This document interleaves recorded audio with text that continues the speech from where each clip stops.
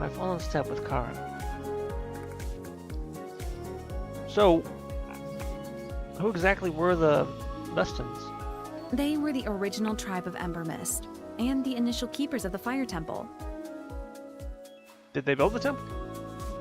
Kara shrugged. It depends on who you ask. Some experts believe they did. Others think the temple was already there by the time the Vestins came about. Interesting. Now I'm curious. How did you get into treasure hunting? She pauses just a little too long before flashing me her usual cheerful grin. I just sort of fell into it, honestly. Treasure hunting naturally fit into my nomadic lifestyle. Where did you learn all the history to even identify relics? You'd be surprised how much you pick up along the way, especially after you realize what a lucrative business this can be. So, you're just in it for money? I didn't say that. I'll admit that at first I was just in it for the money. But the more I learned about the ancient people of Asaria, the more invested I became in the history of each relic I found. I started to find myself daydreaming about who might have used the items I found. What kind of person were they? Did they cherish this item, or was it just another piece of their ever-growing collection of stuff?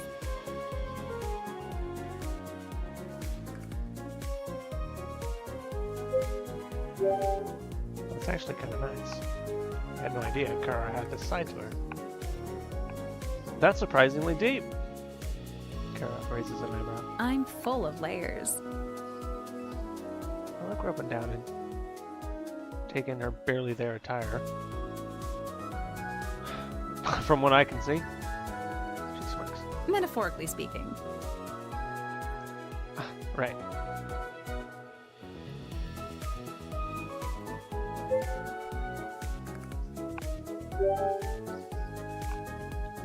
I approach Amelia. So that theory that you mentioned in the temple about the woman, what was it? Amelia glances at me. Given the location and circumstances previously described by Elderism, my estimation is that the unknown woman you encountered was a projected image of the fire elemental. Of course, as I could not observe her myself, I cannot be certain. Do you think that's why she wouldn't talk back? Also, why wouldn't she just show up in person? The amount of energy needed to sustain just an appearance of the elemental would have drained the temple completely. There would have been no energy left for her to give to you. Is that why she disappeared right after? The depletion of energy in the temple would have meant she'd no longer be sustained in this world. Amelia looks thoughtful. Although, it is quite unusual that she would have you absorb the energy to begin with. I see.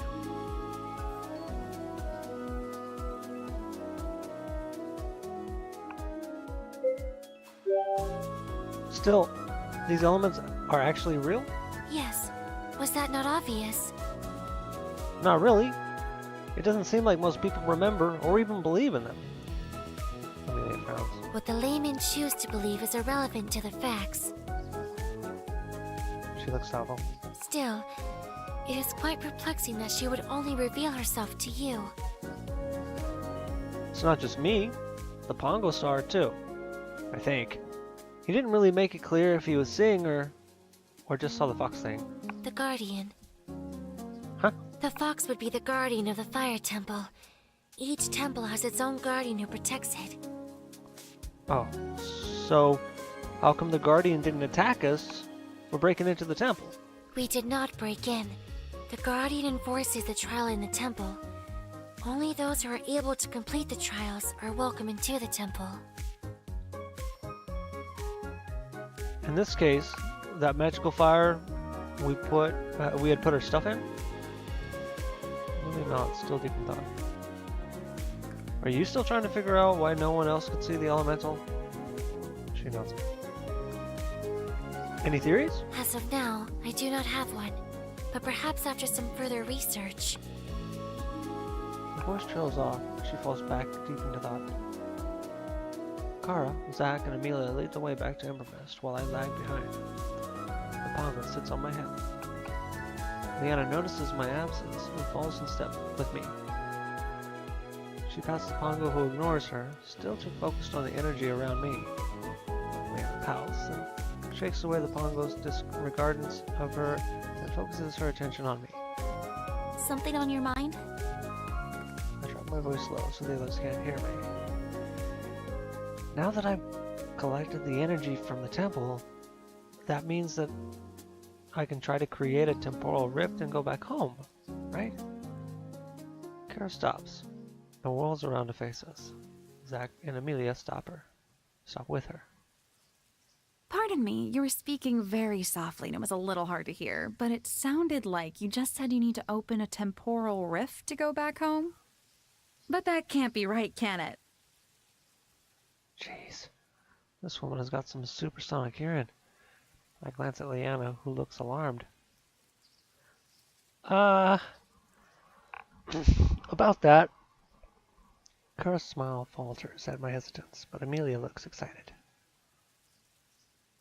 I knew it. My hypothesis is correct. Hypothesis? What hypothesis? My hypothesis that he is from a parallel world. Leanna's eyes grow wide as she forces a panicked smile. I think all this parallel world and temporal rift talk has been getting to you. I mean, Elder Isum said it's impossible. He has already admitted it. What? Leanna and I have been careful not to say anything. When? The day of our acquaintance. I racked my brain, but don't remember bringing up that around Amelia. You sought out Professor Xavier's guidance, and after he imparted his advice, you and Leanna had a brief discussion in which you mentioned that what he had suggested was exactly what happened to you.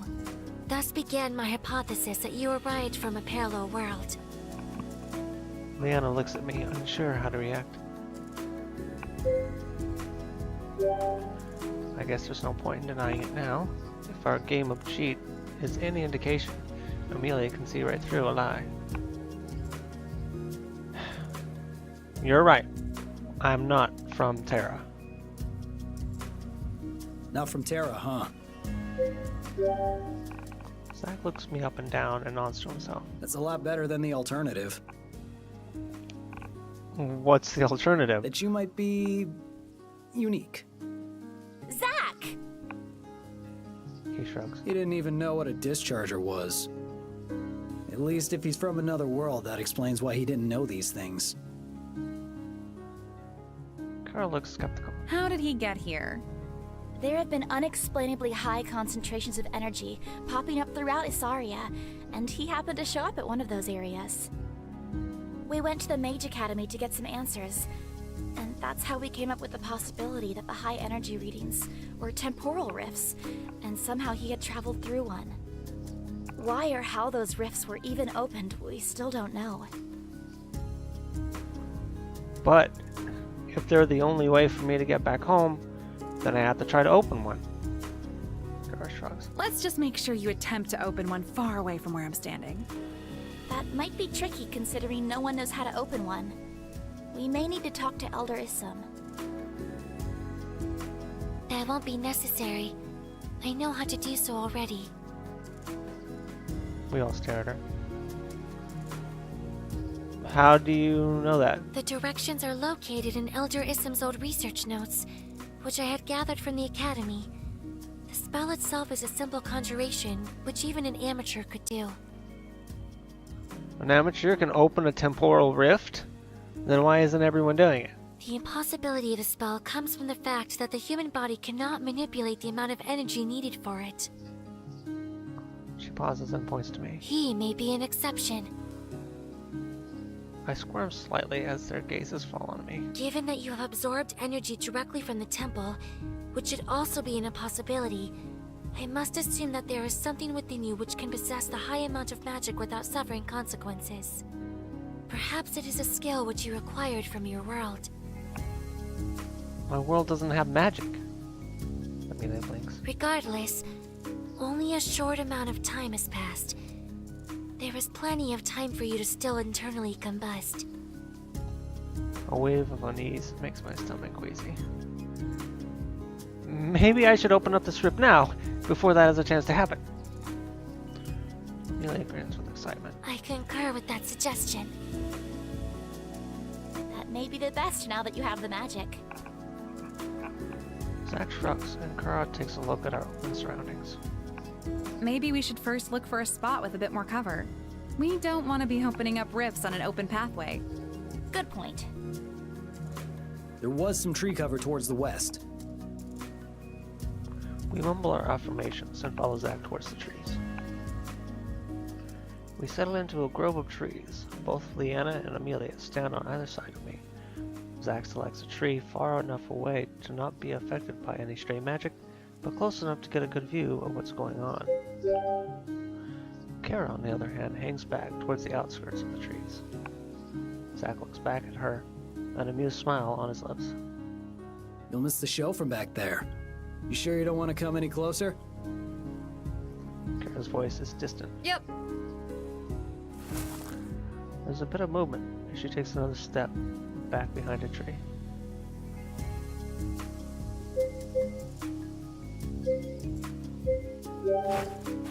There's no way she can see anything from there. I can barely see her. I take a few steps closer to Kara. Stop right there. You can't see anything from there! On the contrary, I can see all I need from here. She can at least see if other people will stumble upon us from there. Oh, yeah, a lookout. That's exactly what I meant. I'm sure it has nothing to do with her wanting to stay out of the splash zone. Leanna furrows her brow. Temporal rifts don't splash. No, but people do. Zack! He looks innocent. What? Leanna frowns. Amelia studies the notes, then nods to herself and snaps the book shut. The casting is quite simple. It is the same technique as any other cast. Leanna looks at me. Are you ready? I nod. Amelia glances at my stance, then frowns. Your stance is incorrect.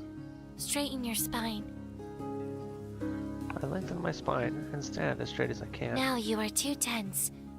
Keep yourself relaxed, but do not slump. Okay.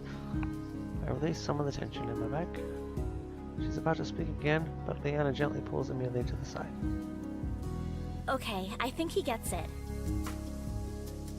She steps in front of me and gives me an encouraging smile. Your stance is fine. Just remember to raise your arms in front of you. I do as she says, and she nods. Now, the actual casting part is gonna sound tricky. You'll need to focus your mind on the spell you want to cast. So, I should just think about temporal rifts? Yes, but you need to connect that thought with the magical energy. Clear your mind of every thought. I close my eyes and push away all my doubts and confusion and focus only on this voice. Now, think about the rift that you wish to create. I imagine tearing a hole in the fabric of reality. I don't actually know what a rift would look like or feel like. All I remember is the bright light. Should I focus on that light? At the same time, sense for the magic within you. I try to sense for any kind of magic, but nothing feels out of the ordinary. How do I know where the magic is? It'll feel like a tendril or willing warmth. When you find it, reach out for it and grab hold. The magic is eager to be used and will latch on.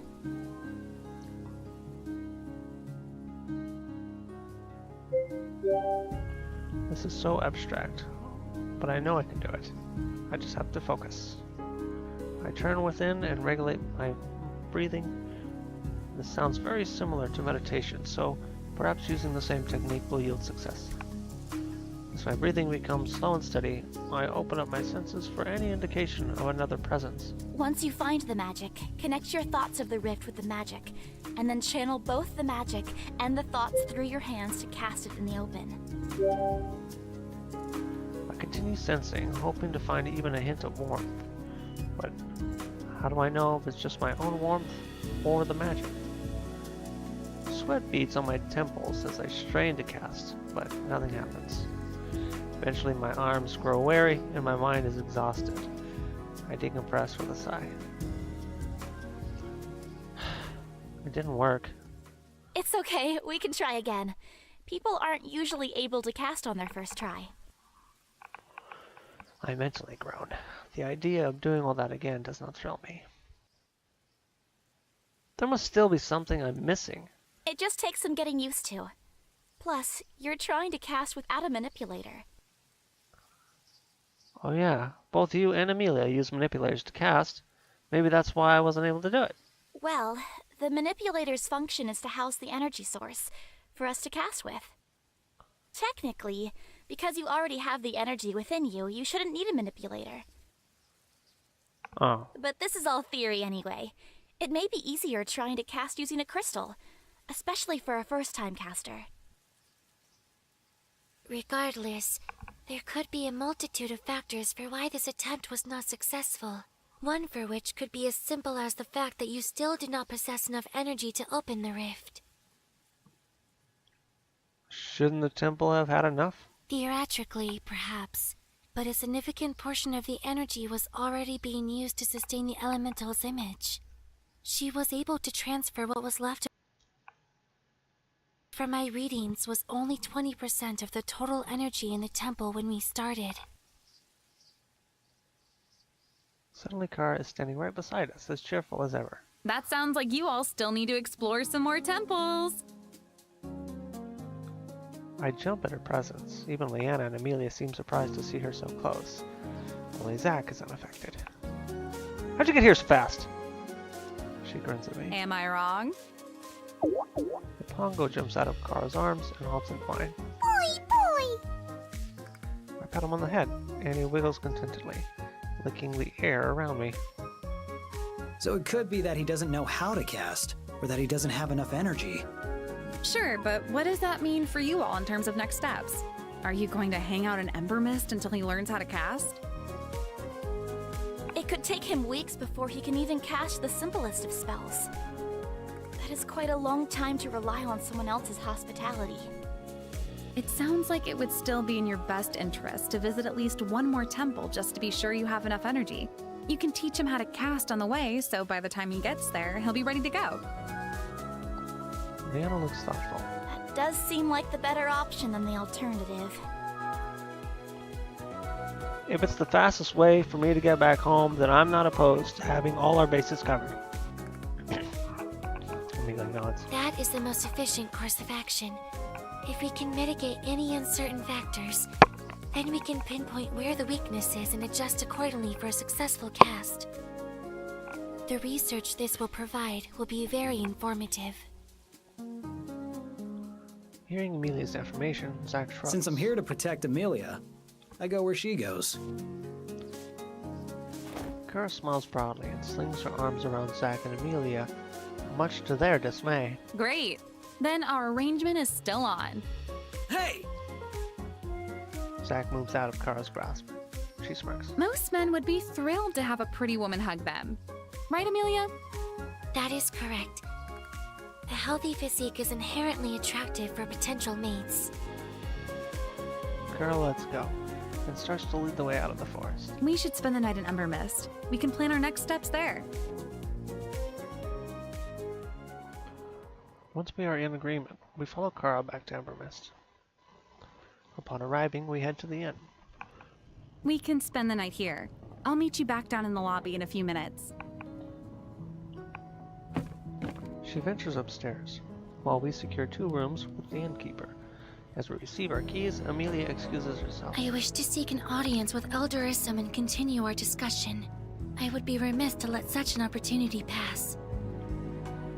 He seems like a good guy, but maybe we keep the fact that I'm not from here a secret? Yes, that is something in which we are in agreement. Oh, okay. She nods and leaves the inn. The decor of the inn is very similar to Elder Issam's hut. Pillows and rugs line the ground as few people sit cross-legged in front of the fire.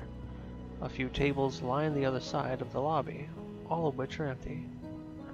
In fact, aside from the couple of people chatting by the fire, this place is very empty. Once I sit down, I feel fatigue pass over me, but I try to shake it off. I guess I don't see too many visitors here. For a city that's supposed to be so secret, that's not surprising. It's more surprising that they have an inn. I nod and stifle a yawn. We sit at the table as Zach orders us dinner. After a few minutes, Kara returns. Where's Amelia? She went to speak with Elder Issam.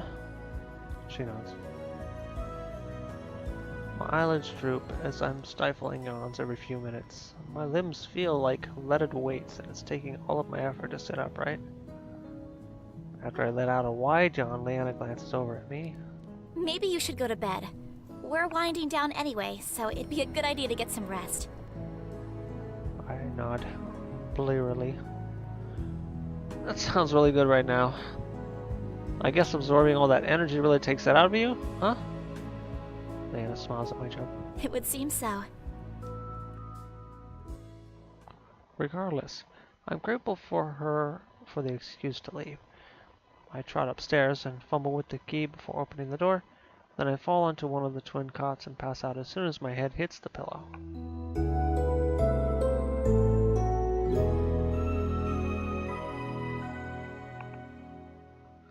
The light filters through the window and gently pulls me out of my slumber. Slowly I push myself up in the bed and glance over to see Zach strapping on his dischargers. He notices me sit up. Hey, Hey, we're meeting downstairs in a few minutes. alright. As Zach finishes gathering his things, I begin to get ready to go downstairs. The group gathers down in the lobby. I greet everyone and turn to Amelia. How was your chat with Elder Issam yesterday? We had a very productive discussion. In fact, Elder Issam shared more of his journals with me. She indicates that scrolls in her arms. Wow, he just gave those to you? No, these are copies I wrote to bring back with me to the academy. We stare at Amelia. She spent all night writing those? That's a lot of dedication. Amelia continues. Regardless, we discussed more on the theory of temporal rifts in the elementals, which has only strengthened my concern that we do not have enough energy. Then that definitely means we need to seek out another temple. Do we have a lead on where to go?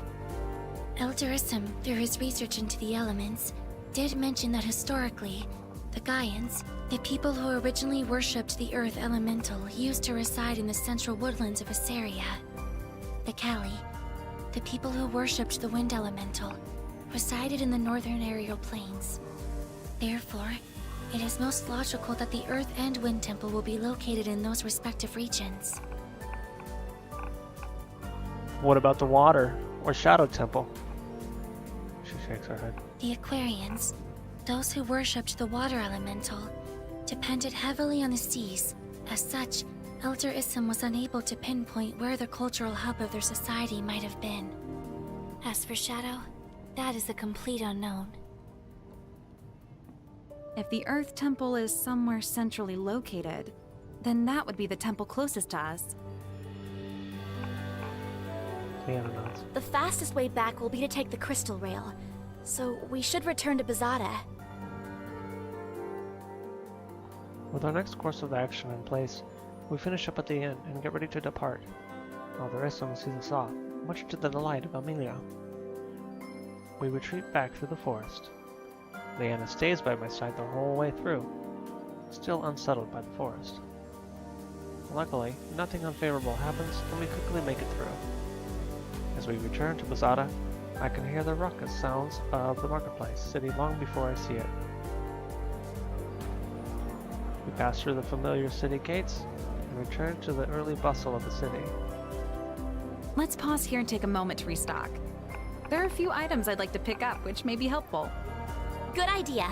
Why don't we all make sure we have everything we need, and then meet at the crystal rail station?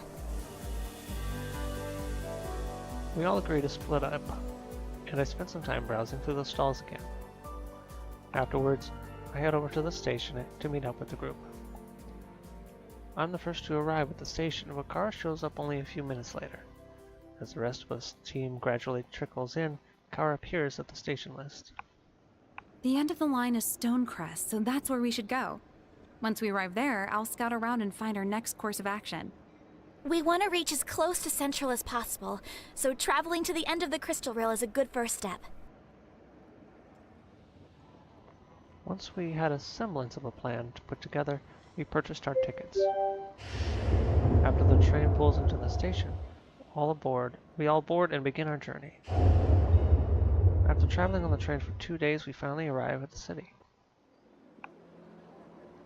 I squint at the midday sun and join the others as we quickly disembark from the train, grateful for a chance to stretch our legs. Here we are, Stonecrest. Car pulls her arms overhead in a stretch, voicing her chest out. Zack's eyes are immediately drawn to her. She smirks at Zack, who quickly averts his gaze and stares hard at a random cobble on the street. The town doesn't differ much from the other towns we've seen so far. It is made up of the same stone buildings and cobblestone paths. People wander in and out of the shops, going about their daily lives.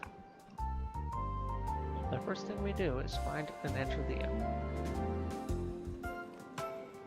Alright, so now that we're here, how do we figure out where to go next? Kara grins. Just leave it to me. I'll ask around and see if I can come up with anything. I'll keep my eyes and ears open just in case I hear something too. Kara shakes her head. You should relax and enjoy the city. I've got some contacts I'm going to reach out to, so I've got this. Oh, well, if you're sure. Kara nods. I already have a few ideas and leads based on some of my previous scoutings for temples and hidden relics. Okay, then let's meet back here in a few hours to regroup. Works for me. Amelia nods distracted. Now that we have something of a plan, I'll be heading off. Me too. Currently on the lead, while everyone else stirs. I don't have anything pressing to do. I wonder if I can help or hang out with someone.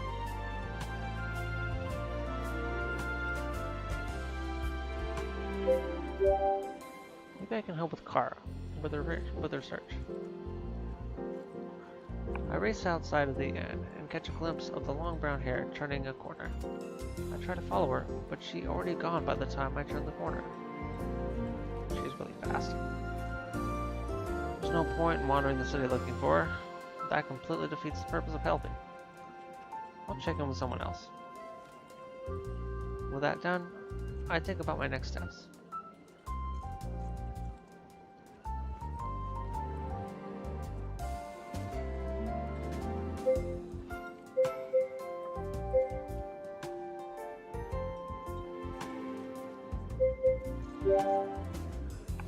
I'm kind of tired, but there's nothing here that catches my eye. I head back to the inn and wait for the others to return. The sun is completely set as I step back into the streets. I look up at the night sky. The stars are especially clear tonight as they twinkle amidst the darkness. Amelia and Zack stand outside the inn, staring at something. I can't see their faces too clearly, but Amelia seems pensive. Zack continually glances around. As I approach, I don't notice the uneven cobblestone and miss a step. Luckily, I catch myself before I fall. That was close. I'm thankful the darkness hid my stumble. I don't remember any of the other cities being this dark at night. I follow Amelia's line of sight and notice a darkened lamppost. Maybe the light bulb's gone out. Looking further down the street, I see that the street lamp after this one is lit, but the one after that is dark again. This is highly unusual. Seems like every other lamp is out. That can't be a coincidence. Amelia frowns. That is the conclusion we came to as well. I peek inside the nearest lamp. Do you see a crystal? I squint as I peer into the darkness. I can't make out any shapes, but I can't tell if it's because it's too dark or if there's nothing inside. I think this one might be empty. That looks suspicious while Amelia frowns in concern. Surely the town would not be so negligent in their maintenance and upkeep. It's a possibility.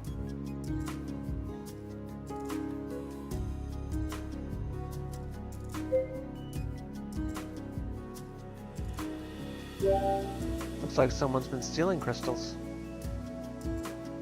Zach looks skeptical, while Amelia looks thoughtful. The likelihood of crystals being stolen from lamps is very low. It is more likely that either the town is purely negligent, or it is short on resources for replacements. Whatever the theory, we should bring this to someone's attention. That makes sense. Amelia searches our surroundings and spots a guard patrolling on the nearby lane. We quickly approach him. Excuse me, What is it? we noticed that half of your lamps are dark. Before I can finish my sentence, the guard sighs warily. We just can't replace them fast enough. Every day they keep taking more and more. That's actually what I've been doing now. I'm counting how many need to be replaced tonight. Wait, are you saying someone's been stealing the crystals? That's exactly what I'm saying. Sounds crazy, right? Not at all. It's the most logical conclusion. Amelia looks impressed that I guessed correctly. What's the point of that? Your guess is as good as mine. They're really not worth much. Have there been any other relevant thefts? Sure, it's not just lamp crystals that they're stealing. They're stealing pretty much any kind of crystal that they can get their hands on. It's been going on for a few weeks now, and I'm at my wit's end. We've got a reward out for anyone who knows anything, but we've still gotten no leads. Anyways, if you guys see something, let me know. I've got to get started on replacing these crystals before even more get taken. Amelia, Zach, and I stand in silence as the guard leaves. I'm not even from here, and I can tell that something really weird is going on. Based on Amelia and Zach's expression, it must be pretty bad. We should get back. Yes, we should inform Kara and Leanna. We follow Zach to the inn, where Leanna and Kara are waiting and exchange greetings. Any news? I heard there was someone who could help, but I haven't been able to track him down. I'm sure I'll have an answer tomorrow. She glances outside the window. Has anyone else noticed how dark it is around here? Someone has been stealing the lamp crystals. That is what the guard informed us. Kara raises an eyebrow. Must be some pretty desperate thieves out there. Why do you say that? Well, lamp crystals give essentially no return. They don't sell for anything because they're all specifically marked to be easily identified as this type of crystal.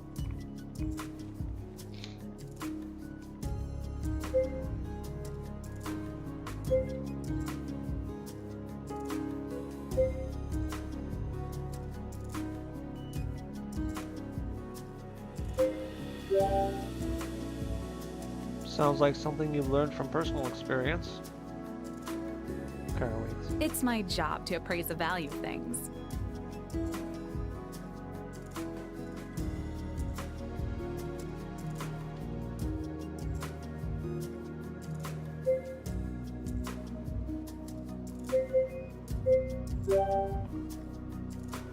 That seems like a valuable skill.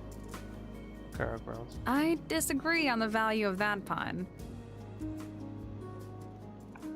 We should look into this.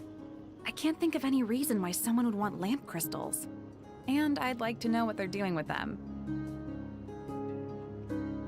Leanna bites her lip as she thinks, then nods, coming to a decision. You're right. We should investigate. Yep. Leanna stops, stares at Zach. Really? I'm a bit surprised, but glad to see this side of you. It sounds like the guards could use our help figuring out this mystery. Yep. Again, Leanna stares at Zach, a little more uncertain than before. Kara grins slyly. They're offering a reward for any information, aren't they? Yep. Leanna sighs. I should have guessed. Regardless, our first plan of action should be to search for any irregularities in energy. Amelia and I can do a scan of the city to see if anything shows up on the scanner. We follow as the two of them step outside of the inn and begin to fiddle with their manipulators. They pace the lengths of the streets, but don't seem to trail too far away. Aren't you guys going to walk the perimeter of the city or something? There is no need for such inefficiencies when we could just perform a radial scan. Leanna frowns. I'm not picking up any energy spikes or unusual readings. Amelia continues to pace, then pauses. She fiddles with her manipulator again, then turns down the street. Hey, wait! She pauses again, then looks up. Very curious. There is energy residue scattered throughout the city, except for one area in the southern corner of town. Oh, my scan radius doesn't reach that far. So the southern corner has 0 energy readings? Precisely. The remaining lamp crystals in the area should at least be giving off a pulse of energy. If even the pulse is missing, then that would indicate the place is completely dark. We must go in this direction. Amelia leads the way, following her manipulator. As we continue to walk, the cobblestones underfoot change slightly. They're looser and more uneven than in the heart of the city. The buildings are weathered and spotted with patchwork brickwork. The alleys feel dimmer here than in the center of town, as an even greater majority of the street lamps are dark. Buildings and houses become more spread out as we reach the outskirts of the city. The further we travel, the more run down the houses become. Crumbled walls from buildings and debris litters the streets. I watch my footing carefully as the dim lighting makes it easy to trip and fall. Are we still in the city? Technically, yes. We're in the remains of the last battle that occurred in Stonecrest. Battle? Around 40 years ago, Void tried to invade this town. While Stonecrest held their ground, there was still significant damage done. This is part of the original city, which hasn't been restored yet. Amelia pauses in front of the dilapidated house. This is the area of the irregularity.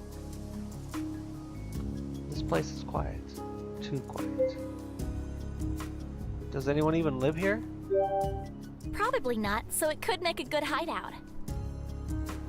Let's go in. Kara gingerly opens the door, which is falling off its hinges, and slips inside. I tentatively follow her, and the rest of the team trickles in. It looks like this was once a living room with a fireplace and a broken table in the corner. A hallway connects to it and leads into a separate room. We should split up and search the rooms.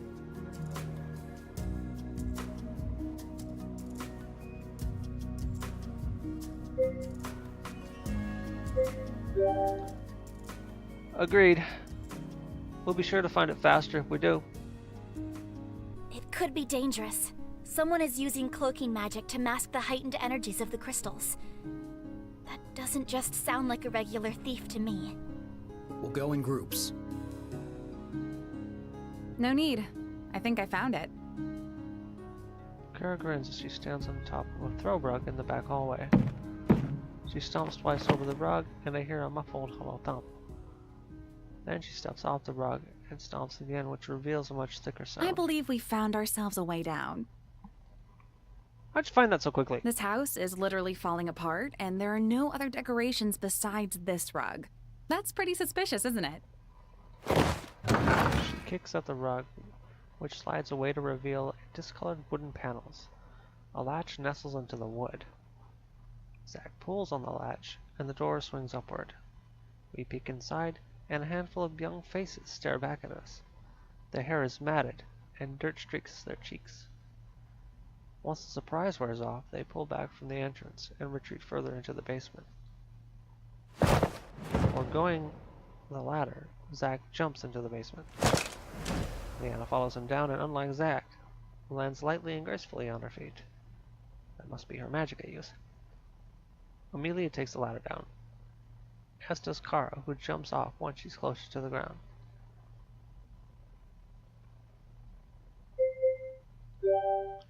I've always wanted to do this, just like in the movies.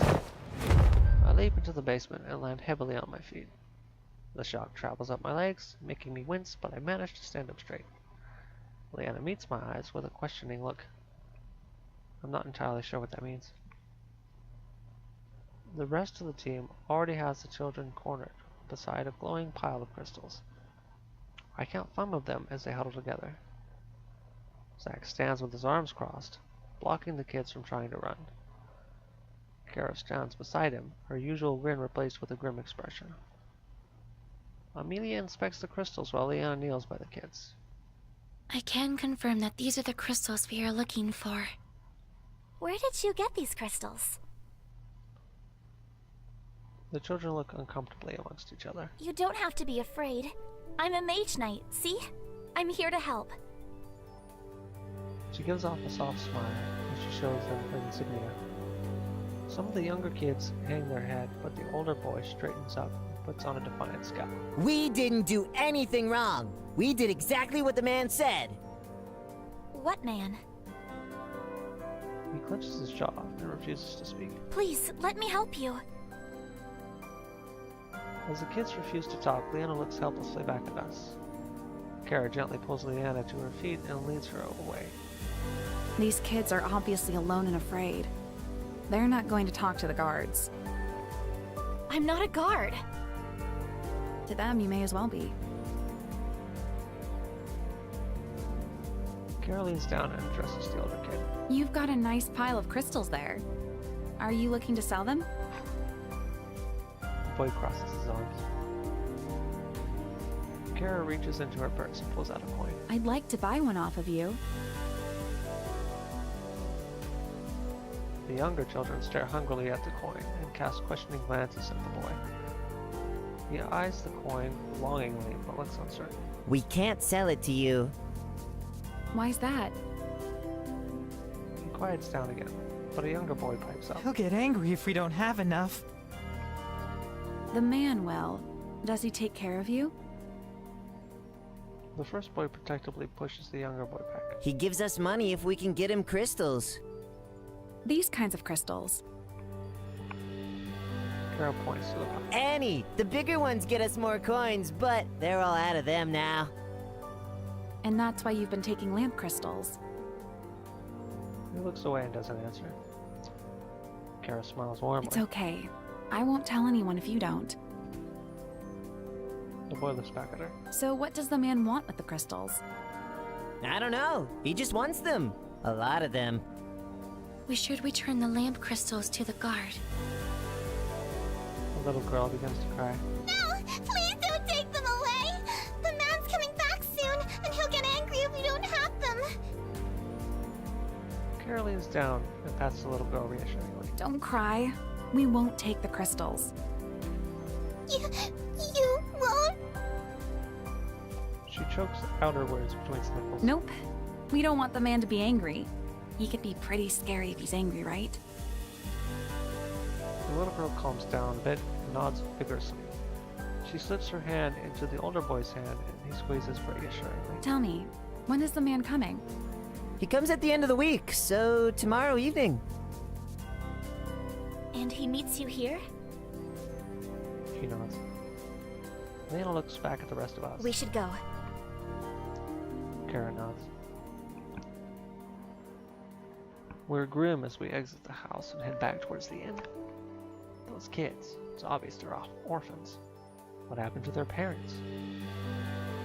Glancing at Kara, she looks equally pensive and disturbed by the children's unfortunate situation. We'll have to camp out by their hideout tomorrow evening and see when the man shows up. Then follow him and see where he's going and what he's doing with the crystals. Leanna furrows her brow. I really can't imagine what he could want with all these crystals. Amelia places a finger on to her lips and thought. It is a very perplexing situation. Well, I suppose there's no dwelling on it now. What do you think will happen to those kids? Zack shrugs. Probably get sent to an orphanage. I'm a bit surprised they aren't already in one. They're just trying to survive. Kara is unusually silent this whole time. Are you okay, Kara? She immediately perks up and flashes me a smile. Of course. Just thinking about our next plan of action. I'll be heading out early to see if I can get any more information on where to go next. So I better get some rest. Rest sounds like a good idea for all of us. As we reach the inn, We all say our goodnights and head to our respective rooms. Thoughts of the children's situation disturb me, and it takes me a while before I inevitably drift to sleep.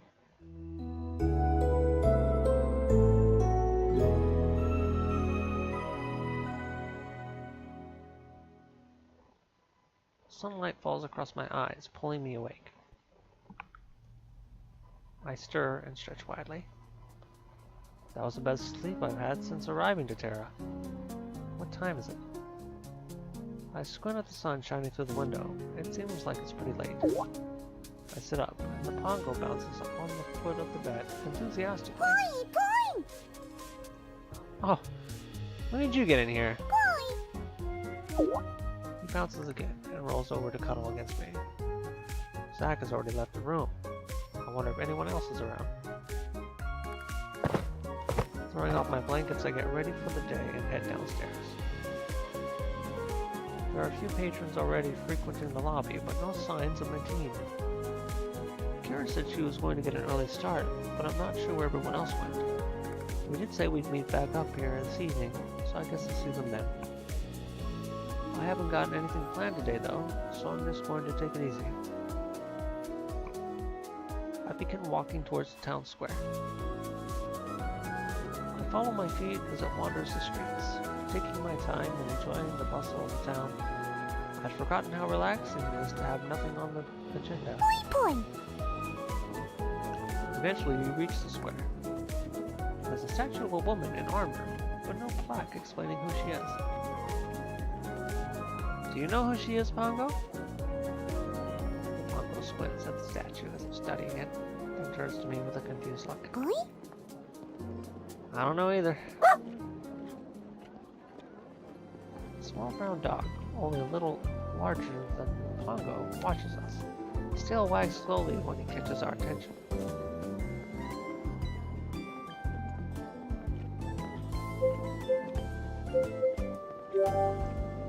Hey dog, are you lost? The dog wags his tail. I extend my hand, and he cautiously approaches. After giving me a few good exploratory sniffs, he barks excitedly. Good boy! His tongue lolls out as I scratch behind his ears. Boy! The Pongo bounces angrily. The dog stares at the Pongo as if noticing him for the first time. Boy! The Pongo pouts and jumps even higher. The dog cowers and whines. Pongo, what's up with you? Boy! I go to pet the dog, but the Pongo butts my hand away. Boy! Are you jealous? Boy! I reach out a hand and pat the Pongo, who seems to calm down slightly. The dog perks up as the Pongo relaxes. He wags his tail as he nuzzles the Pongo. Boy! Pongo bristles at the dog's touch and scrambles back. Boy! He hops away, but the dog happily chases him. As the dog catches up, he licks the Pongo, who grimaces. Ah, he's playing with you. Boy! Mocha! The little girl races over to the dog, who barks excitedly at her presence. She throws her arms around him and holds him close as he licks her I face. thought I lost you. Suddenly, she notices the Pongo and her eyes grow wide. Oh, you're so cute! Boy? She gently pats the Pongo on the head, and his little frown melts into a smile. Boy! Are you lost too? Boy! He hops over to me. The girl looks me over and then smiles shyly. Oh, hi. Hey, is that your dog? She nods. Thanks for finding him for me. Sometimes he's too fast and I can't catch him. Mocha sniffs around my feet and nudges my hand to be petted, but the Pongo bounces between us. Boy! The girl giggles and waves. I guess we should be leaving. Bye-bye, little Pongo friend. Thanks for keeping Mocha company. Bye. Before Mocha can escape again, the girl slips the leash around the scholar and the two of them gradually disappear from view. I look down at my Pongo, who looks back up at me. I smile and pat his head affectionately. He squirms happily against me, then hops up onto my shoulder and nuzzles my face. How about we continue on that walk together, huh? Fine. Together we head further into town. I decide to check out some of the storefronts and streets that I didn't get a chance to see yesterday. The Pongo wanders off whenever it gets too crowded, but he always seems to find his way back to me. After most of the day has passed, I decide it's time to return to the inn. Leanna, Amelia, and Zach are already there waiting. Leanna stands when I arrive. Here, I got you something. She passes me a gauntlet, similar to the one on her wrist. The sphere inlaid in the same color as Leanna's. That must be a wind crystal. Is this a manipulator? Yeah, I was thinking about your last attempt at casting, and I figured this might be more helpful with future training. Having the manipulator as a focal point of concentration is how Amelia and I learned to cast. Thanks. Kara finally returns, and the attention shifts to her. The crystal pickup will happen soon. We should start heading over. Leanna nods. Once they complete the exchange, we should follow the guy to see if he leads us to their hideout. He might have other partners, so we should be on guard. I still can't think of why they'd want these crystals. Energy crystals have varying utilizations, some of which are outlawed. Kara seems a bit surprised, but Leanna doesn't react to that. Thinking about what these outlawed utilizations could be makes me uneasy.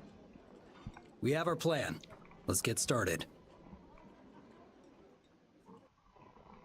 We trace back to the ruins and find the abandoned house with the children. Instead of entering, we spread out around the perimeter to maximize visibility on anyone approaching. Kara and I stay close to the house and hide behind some fallen bricks. Our field of vision is limited, but we're close enough to overhear any conversations that take place inside. After we position ourselves, we wait. We don't know when the man is going to show up, and after about 20 minutes, I start to get fidgety. I wish the kids had given us a time. Who knows how long we'll be stuck out here for?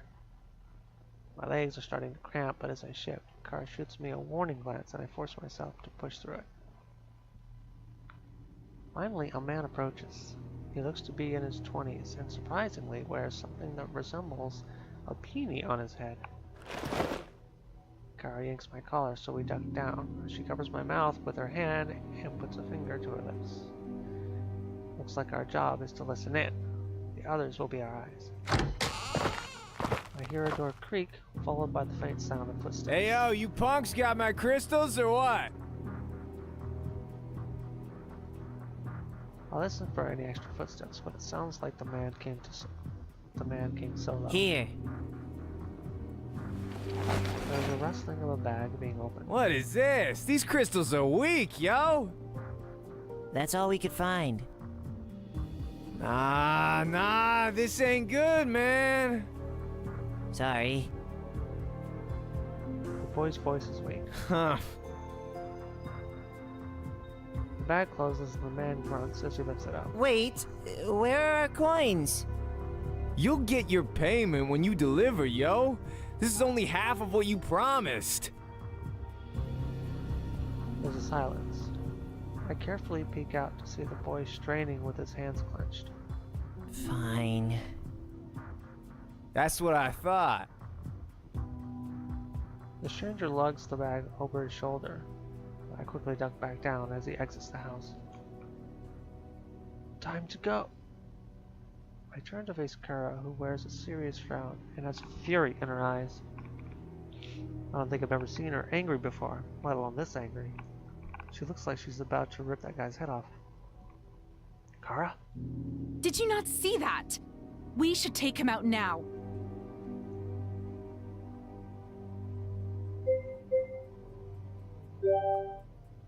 He could just be a messenger. We have to stick to the plan. Kara clenches and unclenches her jaw, then she nods, still fuming. I know you're right, but still. He'll get his justice soon enough. Let's hurry up and go. Yeah. We trail the man out of Stonecrest, making sure to stay behind buildings and keep the shadows so as not to be spotted. Kara slips in and out of the alleys with ease, and it takes a lot of my concentration not to lose her. No wonder she's always sneaking up on us. I assume the rest of our team is also following him, as I'm unable to spot them. That's for the best. The less chance of being noticed, the better. Outside of the city gates, it's a little harder to stay hidden as it opens out into a more open field. At least since we're spread out, it won't be easy for him to escape if he tries to. We successfully follow him to what looks like an abandoned train car. There's some kind of dark smoke emitting from the top. The man pauses, and we crouch lower behind cover so as he looks around. He doesn't spot any of us, and enters the train. Kara again puts her finger to her lips, and I nod. Staying low, we sneak towards the train. The windows are all blocked off, but we crunch below them anyway. I can hear muffled voices as I gently press my ear against the train. Yo, Mr. White! Jesse, how many times do I have to tell you to call me Heisenberg? The man speaks softly, but his tone is strict and disapproving. My bad, but I got some crystals. Let's see. There aren't many, and they're pretty small. I don't think we'd be able to get much out of them anyway. It doesn't matter their size. Once we're done cooking them, they'll be exponentially more effective. I don't know, man. They're tiny. How does that even work? It's a simple matter of science. You serious? You can do something like that? Indeed. Yeah, Mr. White! Yeah, science! Heisenberg. Oh, right. My bad, yo. I hear faint clanging of glassware. I wish I could see what they're doing. A sharp snap cracks somewhere from behind me. What was that? I shift out of position to look behind me and see an animal scampering away. As I breathe a sigh of relief, I notice the absence of noise in the train. What was that?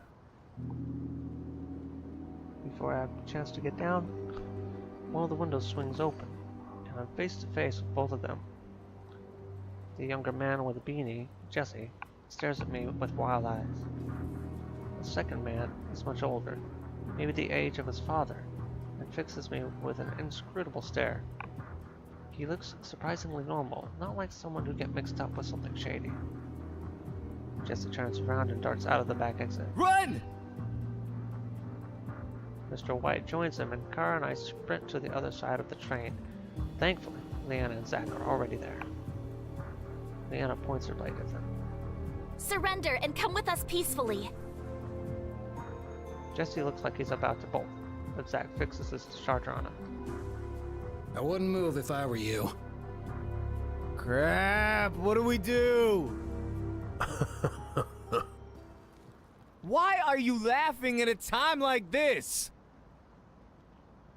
Amelia stands a good distance away, her manipulators glowing. After looking over the older man, she frowns. The brandy no void. Quite the observation, young miss. Wait, what? You're a part of Void? Mr. White merely smiles. I didn't sign up for this! Don't be so naive. You think the crystals were just going to magically create more energy? Your intent was to perform shadow transmutation on the crystals to create tainted spheres. Again, he doesn't answer. It appears confrontation is imminent. Why don't we even up the odds?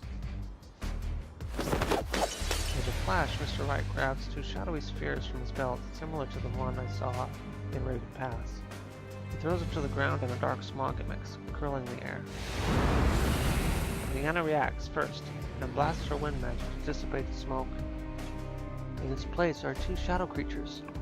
Their warped appendages are nothing that I recognize, and their long shadow claws come into a sharp point. This is the stuff of nightmares. They stand between us and Mr. White, with Jesse cowering beside him. Shadow familiars! This is getting way too crazy for me. I'm out. Jesse breaks into a sprint, and Kara immediately gives chase. I've got him! Two of them dash out of sight. Unfortunately, you've disrupted my work, which means I have to start all over again. So, I'm going to get going. He channels a spell and starts to run. As he continues to chant the spell, shadows crawl up his legs, threatening to engulf him completely in shadow. We can't let him get away! Leanna looks from the man to the familiars. As much as I want to go after him, our top priority is to defeat these shadow creatures. Indeed. Shadow familiars this close in proximity to a city can wreak havoc and incite widespread panic. They would know better than I, and I trust their instincts. I look at Heisenberg being swallowed by the shadow. Once the shadow fades away, he disappears. Zack readies his discharges, a small smile on his face. Sounds like a challenge. My heart races as I draw my blade. This is getting crazy.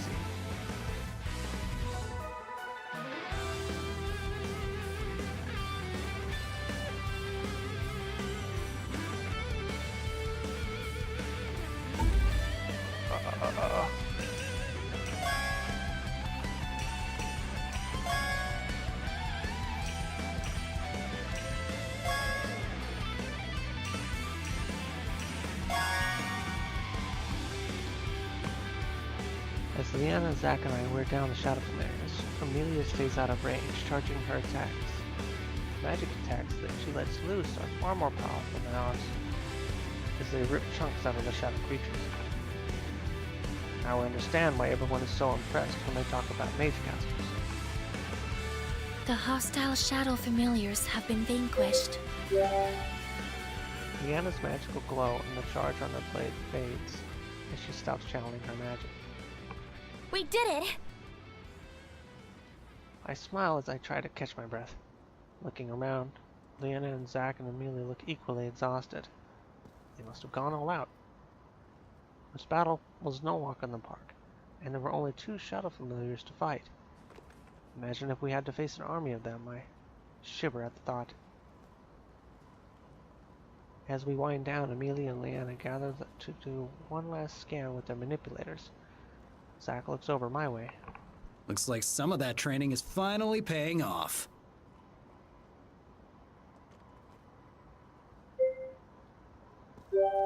I nod. I intend to keep training. Good. Hey! We turn to the sound of Kara's voice. She waves at us with one hand as she uses the other to drag Jesse back. She plops him down in front of us, and he falls ungracefully to the ground. I see that his hands are bound. Kara stands over him, her face grim. Now, you're going to tell us exactly what you know. I don't know jack squat. Mr. White was paying me to get crystals, and that's it, yo! So you were not an accomplice to the shadow transmutation. I don't even know what the shadow transportation is! Transmutation. Exactly! Weakly, I reckon. Look, I made a few deliveries to him. The first couple of times he wouldn't tell me what he did, but paid some good coin. But later he said he was going to show me so I could help with his operations. He was going to give solid pay for that too, yo. I look him up and down. He stares desperately at us, and it's clear to me he's scared. This doesn't seem like the kind of man Void would trust with only any kind of responsibilities. I'm inclined to believe that he's just looking for some fast cash. Kara seems skeptical, but Amelia and Leanna seem to have come to the same conclusion I have. Zack crosses his arms. Better hope the guards believe your story. Jesse looks like he's about to protest, but sighs instead. I think he realizes there's no chance he's going to escape. The bag of stolen crystals is in there. He didn't grab it before running out. Leanna enters the train and returns with a bulging bag. Let's go turn him into the guards. They'll take it from here. Zack hauls Jesse back to his feet and leads him back towards town. Luckily, it's late at night, so very few people walk the street. The few who do give us stares as we pass. When we arrive at the guard barracks, the person on duty gets to his feet. He looks at Leanna in recognition. Oh, it's you again. We found the source of your missing crystals. Zack pushes Jesse forward and he stumbles into the guard, who grabs a hold of him. The guard eyes him up and down. It's this guy? Oh man, it was all 'cause of Void! The guard stares at him, clearly unconvinced. Uh-huh.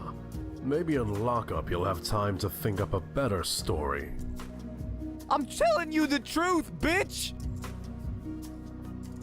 The guard frowns and passes Jesse out to another guard who takes him into the back. And the guard turns back to us. Hopefully you won't have any more issues.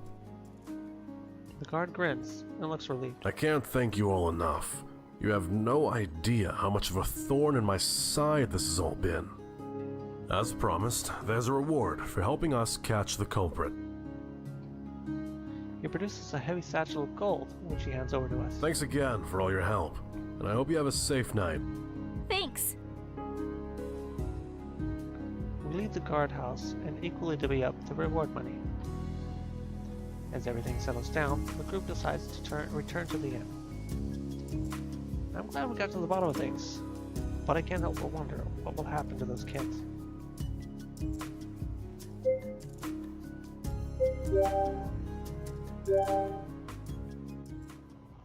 I slip away before anyone can ask me any questions and make my way back to the kids.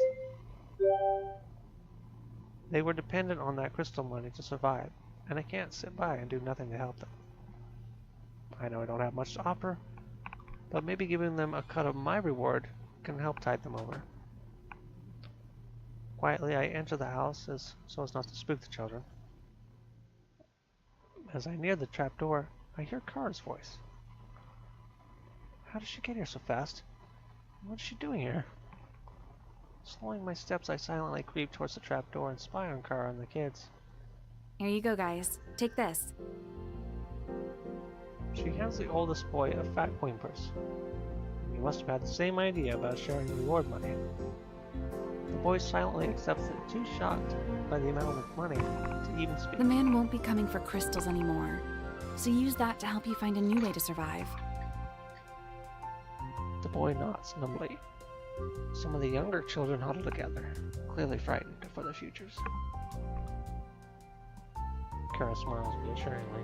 I know it seems scary, but I promise if you stick together, you'll be fine. The kids hug each other. I won't let anything happen to anyone. Good. I know you won't. Take care of yourselves, okay? And stay out of trouble. Kara turns to leave, and I scramble out of sight. She doesn't notice me as she hurries away. Seems like she's got a soft spot for these kids. I better do what I came here to do and get back before people get too suspicious. Hey kids! I go down to the trap room. The oldest boy looks up at me in surprise. Here. I toss him a small bag of my coins, which he fumbles before catching. He looks genuinely surprised, as if he can't believe it's happening. But why? If it weren't for you, we wouldn't have caught the bad guys. You kids were a big help. Really? He looks at the other children, who give him hopeful eyes. Then he grins. Thank you. I know. I should be getting back. Once I return to the upstairs, I hear children scramble below in a series of excited gasps as they expect the reward money. Wow, the girl gave us so much! I've never seen so much money before in my life! The boy still gave a lot, though. More than we got from crystals. Whoa. Just how much money did Kara give? Was it her whole reward? For a treasure hunter, that seems very generous. Maybe there's more to it. I wonder what it could be as I return to the inn and meet up with the rest of the group. As I enter the inn, Leanna looks around. Where's Kara? Kara's not back yet, but she left before me. I don't know. I thought she was following everyone back. I thought so too. Leanna bites her lip and furrows her brows. I'm sure she'll be back soon. While we wait for Kara to return, we decide to grab something to eat. But with all the excitement going on, we forgot about dinner. We get our orders and settle in. Zach and Leanna dig in. Amelia, on the other hand, is quiet as she stares at the plate. Is she okay? Amelia? She looks up at me. Yes? Something wrong? She shakes her head. No. I was pondering about the lab at the Void Hideout, which was used to perform shadow transmutations. What exactly is that? I've been meaning to ask. What is the shadow transmutation you were talking about earlier? It is the process in which shadow energy is merged with a crystal containing another form of elemental energy. This fusion causes an overwhelming surge of energy to spawn, which consequently destabilizes the crystal and causes the shadow energy to become uncontrollable and very dangerous. This is what we refer to as a tainted sphere, like the one the treasurer used in Raven Pass, and what was used to summon the shadow familiars. It didn't seem uncontrollable when he used it, though. Perhaps not those times. However, as it is destabilized sphere, the energy is unpredictable. It's possible it will cast properly, but equally possible it will implode upon itself at any time, which would be fatal to the mage in possession of it. That's a best case scenario. Imagine if one of those crystals went off and spawned a shadow familiar in the middle of town. That would definitely be bad. That's why shadow transmutation has been outlawed, even before the Treaty of Asaria. I thought you said all use of shadow magic was banned. Yes, but there were legitimate users of shadow magic before the war. You lost me. Shadow magic is not innately harmful. It was originally used in non-destructive ways, just like any other element. That being said, a group of practitioners abused the usage of shadow magic, which revealed just how dangerous it can be when used in such a manner. That is what caused the eventual war in Assyria and the subsequent banning of shadow magic. And that group was Void. Correct. Things are starting to make a little more sense, but I'm still not sure I understand it all. It's just a little troublesome to think that there was someone performing shadow transmutation just on the outskirts of Stonecrest, and with a lot of crystals too. Even though Void was defeated, it wasn't completely wiped out, and their remaining members have just been laying low. Amelia and Leanna nod. The conversation rolls as we think about what was said. We finish the rest of our food in silence. By the time we finish up our meals, Kara returns. Hey guys, sorry I'm late. I met up with my contact and he came through. He said that there's some adventurer who's been talking about one of those high concentrations of energy. He's at Hearth Point right now, but probably won't be staying for too long. We should head there in the morning and see what he knows. What's the guy's name? Arton Hunt. Zach shrugs. I guess he doesn't know him. It might sound like just a rumor, but there's always a grain of truth in a rumor. At the very least, we should be able to get a clue or two. Leon nods. Okay, tomorrow we'll head for Hearth Point. Amelia nods. I yawn widely. Tonight, though, I'm ready for bed. The team murmurs their agreement, and we all turn in early. It's been a long day, and that fight really took it out of me. After getting ready, I climb into bed and immediately fall into a deep sleep.